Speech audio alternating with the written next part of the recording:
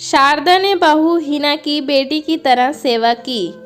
ये उसकी सेवा का ही फल था कि मानसिक रूप से अस्वस्थ हिना धीरे धीरे ठीक होने लगी और शारदा के करीब आने लगी थी। यहाँ तक कि उसने अपने अतीत के काले पन्नों को भी उनके सामने खोलकर रख दिया था। रूबी ताई ने जैसे ही बताया कि हिना छत पर रेलिंग पकड़े खड़ी है तो घर में हलचल सी मच गई। अरे वो छत पर कैसे चली गई? उसे तीसरे माले पर किसने जाने दिया? शारदा घबरा उठी थी। उसे बच्चा होने वाला है, ऐसी हालत में उसे छत पर नहीं जाना चाहिए। आदित्य चाय का कप छोड़कर तुरंत सीढ़ियों की तरफ दौड़ा और हिना को सहारा देकर नीचे ले आया। फिर कमरे में ले जाकर उसे बिस्तर पर लिटा दिया। हिना अब भी न जाने कहाँ खोई हुई थी, न जाने किस सोच में डूबी हुई थी। हिना का जीवन एक सपना जैसा ही बना हुआ था। खाना बनाती तो पराठा तवे पर जलता रहता, सब्जी छौंकती तो उसे ढकना भूल जाती थी, कपड़े प्रेस करती तो उन्हें जला देती। हिना जब बहू के रूप में घर में आई थी तो परिवार व बाहर के लोग उसकी खूबसूरती देखकर मुग्ध हो उठे थे। उसके गोरे चेहरे पर जो लावण था किसी की नज़रों को हटने ही नहीं देता था। कोई उसकी नासिका को देखता तो कोई उसकी बड़ी बड़ी आँखों को, किसी को उसकी दांतों की पंक्ति आकर्षित करती तो किसी को उसका लंबा कद और सुडौल काया। सांवला साधारण शक्ल सूरत का आदित्य हिना के सामने बौना नजर आता था। शारदा गर्व से कहती, बरसों खोजने पर ये हूर की परी मिल पाई है। दहेज ना मिला तो ना सही, पर बहू तो ऐसी मिली जिसके आगे इंद्र की अप्सरा भी पानी भरने लगे। धीरे धीरे घर के लोगों के सामने हिना का जीवन का दूसरा पहलू भी उजागर होने लगा था। उसका ना किसी से बोलना, ना हंसना, ना कहीं जाने का उत्साह दिखाना और ना ही किसी प्रकार की कोई इच्छा या अनिच्छा। बहू, तुमने आज स्नान क्यों नहीं किया? उल्टे कपड़े पहन लिए, बिस्तर की चादर की सलवटें भी ठीक नहीं की, झूठे गिलास मेज पर ही पड़े हैं। शारदा को टोकना पड़ता था। फिर हिना की उल्टी सीधी विचित्र हरकतें देखकर घर के सभी लोग टोकने लगे, पर हिना ना जाने कहाँ खोई रहती, ना सुनती ना समझती, ना किसी के टोकने का बुरा मानती। एक दिन हिना ने प्रेस करते समय आदित्य की नई शर्ट जला डाली तो वह क्रोध से भड़क उठा। माँ, ये पागल तुम मेरे गले से बांध दी हो। इसे ना कुछ समझ है और ना कुछ करना आता है। उस दिन सभी ने हिना को खूब डांटा, पर वह पत्थर बनी रही। शारदा दुखी होकर बोली, हिना, तुम कुछ बोलती क्यों नहीं? घर का काम करना नहीं आता तो सीखने का प्रयास किया करो। रूबी से पूछो, मुझसे पूछो, पर जब तुम बोलोगी ही नहीं तुम्हें कैसे समझ पाएंगे हम? एक दिन हिना ने अपनी साड़ी के आंचल में आग लगा ली तो घर के लोग उसके रसोई में जाने से भी डरने लगे। हिना आग कैसे लगी थी? माँ जी, मैं आंचल से पकड़कर कढ़ाई उतार रही थी। कढ़ाई उतारने के लिए दूसरे कपड़े थे ना, उनका इस्तेमाल क्यों नहीं किया था? शारदा क्रोध से भर उठी थी। जानती हो तुम कितनी बड़ी गलती कर रही थी? इसका दुष्परिणाम सोचा है क्या? तुम्हारी साड़ी में आग पकड़ लेती तब तुम जल जाती और तुम्हारी इस गलती की सज़ा हम सबको भोगनी पड़ती। आदित्य हिना को मनोचिकित्सक को दिखाने ले गया तो पता लगा कि हिना डिप्रेशन की शिकार थी।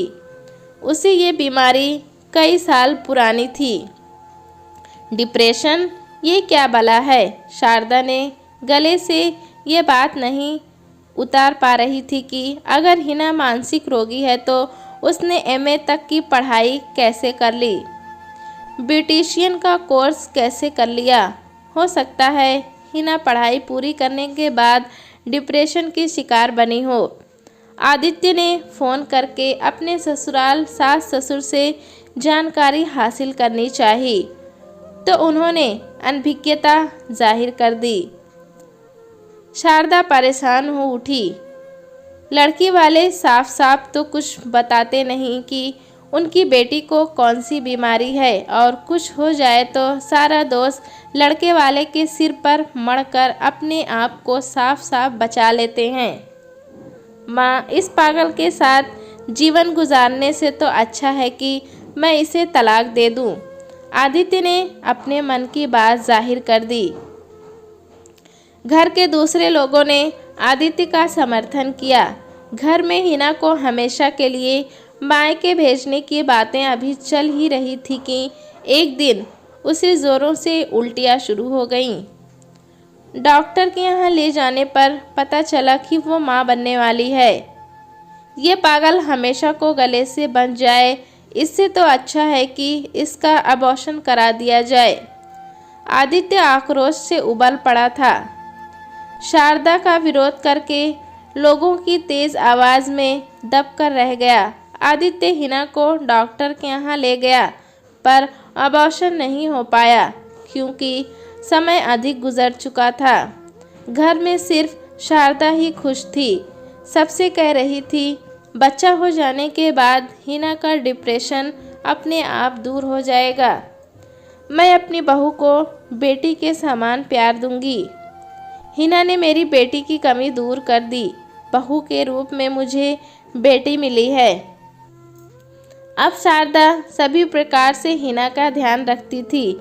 हिना की सभी प्रकार की चिकित्सा भी चल रही थी, लेकिन हिना वैसी की वैसी ही थी। नींद की गोलियां के प्रभाव से वह घंटों तक सोई रहती, परंतु उसके क्रियाकलाप पहले जैसे ही थे। अगर बच्चे पर भी माँ का असर पड़ गया तो क्या होगा? आदित्य का मन संशय से भर उठा था। तू क्यों उल्टी सीधी बातें बोलता रहता है? शारदा ने बेटे को समझाया। क्या तुझे अपने खून पर विश्वास नहीं है? क्या तेरा बेटा पागल हो सकता है? माँ, मैं कैसे भूल जाऊं कि हिना मानसिक रोगी है। शारदा अपने हाथों से फल काटकर हिना को खिलाती, जूस पिलाती, दवाएं पिलाती, उसके पास बैठकर स्नेह दिखाती। बेटा, ज़रूर इसके दिल को कोई सदमा लगा होगा। वक्त का मरहम इसके जख्म भर देगा, देख लेना। ये बिल्कुल ठीक हो जाएगी। तो करो ना ठीक। आदित्य व्यंग कसता। आखिर कब तक ठीक होगी ये? कुछ मियाद भी तो होगी। तू देखना, ये एक दिन सब कुछ ठीक हो जाएगा। पहले घर में बच्चे के रूप में खुशियाँ तो आने दे। शारदा का विश्वास कम नहीं होता था। पूरे घर में एक शारदा ही ऐसी थी जो हिना के पक्ष में थी। बाकी लोग तो हिना के नाम से ही चिढ़ जाते। प्यार से तो पत्थर भी पिघल जाता है। फिर हिना ठहरी छुई मुई सी लड़की। माँ जी, आप मेरे लिए इतना सब कुछ क्यों कर रही हैं? एक दिन पत्थर के ढेर से पानी का स्रोत फूट पड़ा। हिना को सामान्य ढंगों से बातें करते देख शारदा खुश हो उठी। बहू, तुम मुझसे खुलकर बातें करो, मैं यही तो चाहती हूँ। हिना उठकर बैठ गई। मैं अपनी जिम्मेदारियाँ ठीक से नहीं निभा पा रही। तुम माँ बनने वाली हो। ऐसी हालत में कोई भी औरत काम नहीं कर सकती। सभी को आराम चाहिए होता। फिर मैं हूँ ना, मैं तुम्हारे बच्चे को नहलाऊंगी, मालिश करूंगी, उसके लिए छोटे छोटे कपड़े भी सिलूंगी। हिना अपने पेट में पलते नवजात शिशु की हलचल को महसूस करके सपनों में खो जाती है और कभी शारदा से बच्चे के बारे में तरह तरह के प्रश्न पूछती रहती। हिना ठीक हो रही थी। देखो, मैं कहती थी ना, शारदा उत्साह से भरी हुई सबसे कहती रहती। आदित्य भी अब कुछ राहत महसूस कर रहा था और हिना के पास बैठकर प्यार जताता रहता। एक शाम आदित्य हिना के लिए जामुन खरीद कर लाया तो शारदा का ध्यान जामुन वाले कागज के लिफाफे की तरफ आकर्षित हुआ। देखो, इस कागज पर बनी तस्वीर हिना से कितनी मिलती जुलती है ना? आदित्य के अलावा घर के अन्य लोग भी उस तस्वीर की तरफ आकर्षित हुए थे। हाँ सचमुच, ये तो दूसरी हिना लग रही है, जैसे हिना की ही कोई जुड़वा बहन हो। क्यों हिना, तुम भी तो कुछ बोलो। हिना का चेहरा उदास हो उठा, उसकी आंखें डबडबा आई। हाँ, ये मेरी ही तस्वीर है। तुम्हारी? घर के लोग आश्चर्य से भर उठे। मैंने कुछ समय मॉडलिंग की थी। पैसा और शौक पूरा करने के लिए ये काम मुझे बुरा नहीं लगा था, पर आप लोग मेरी इस गलती को माफ़ कर दीजिएगा। तुमने मॉडलिंग की, पर मॉडल बनना आसान तो नहीं है। मैं अपने कॉलेज के ब्यूटी कॉन्टेस्ट में प्रथम चुनी गई थी। फिर क्या? शारदा ने उसका उत्साह बढ़ाया। बहू, तुम ब्यूटी क्वीन चुनी गई, ये बात तो हम सबके लिए गर्व की है, ना कि छुपाने की। फिर इस कंपनी वालों ने खुद ही मुझसे कांटेक्ट करके मुझे अपनी वस्तुओं के विज्ञापनों में लिया था। इतना बताने के बाद हिना हिचकियां भरकर रोने लगी थी। काफ़ी देर बाद वह शांत हुई तो बोली, मुझे एक फिल्म में सह अभिनेत्री की भूमिका भी मिली थी, पर मेरे पिताजी व ताऊ जी को यह सब पसंद नहीं आया था। अब हिना की बिगड़ी मानसिकता का रहस्य शारदा के सामने आने लगा था। हिना ने बताया कि उसके रूढ़िवादी घर वाले सिर्फ उसे घर में बंद रखा, बल्कि कई बार उसे मारा पीटा भी, और उसके फ़ोन सुनने पर भी पाबंदी लगा दी गई थी। शारदा के मन में हिना के प्रति वात्सल्य उमड़ पड़ा था। हिना के मॉडलिंग की बात खुल जाने से उसके मन का बोझ हल्का हो गया था। वो बोली, माँ जी, मुझे डर था कि आप लोग ये सब कुछ जानकर मुझे गलत समझेंगे। ऐसा क्यों सोचा तुमने? लोग मॉडलिंग के पेशे को अच्छी नज़र से नहीं देखते और ऐसी लड़की को चरित्रहीन समझने लगते हैं। फिर उस लड़की का नाम कई पुरुषों के साथ जोड़ दिया जाता है। मेरे साथ भी तो कुछ ऐसा ही हुआ था। बेटी, सभी लोग एक जैसे नहीं हुआ करते। आजकल तुम खुश रहा करो। खुश रहोगी तो तुम्हारा बच्चा भी खूबसूरत व निरोगी पैदा होगा। शारदा का स्नेह पाकर हिना अपने को धन्य समझ रही थी कि आज के समय में माँ की तरह ध्यान रखने वाली सास भी है, वरना उसने तो सास के बारे में कुछ और ही सुन रखा था। नियत समय पर हिना ने एक स्वस्थ बेटे को जन्म दिया तो घर में खुशियों की शहनाई गूंज उठी। हिना बेटे की किलकारियों में खो गई। पूरे दिन बच्चे के इतने काम थे कि उसके अलावा और कुछ सोचने की उसे फुर्सत ही नहीं रहती। एक दिन शारदा की बात ने घर में विस्फोट जैसा वातावरण बना दिया कि हिना धारावाहिक में काम करेगी।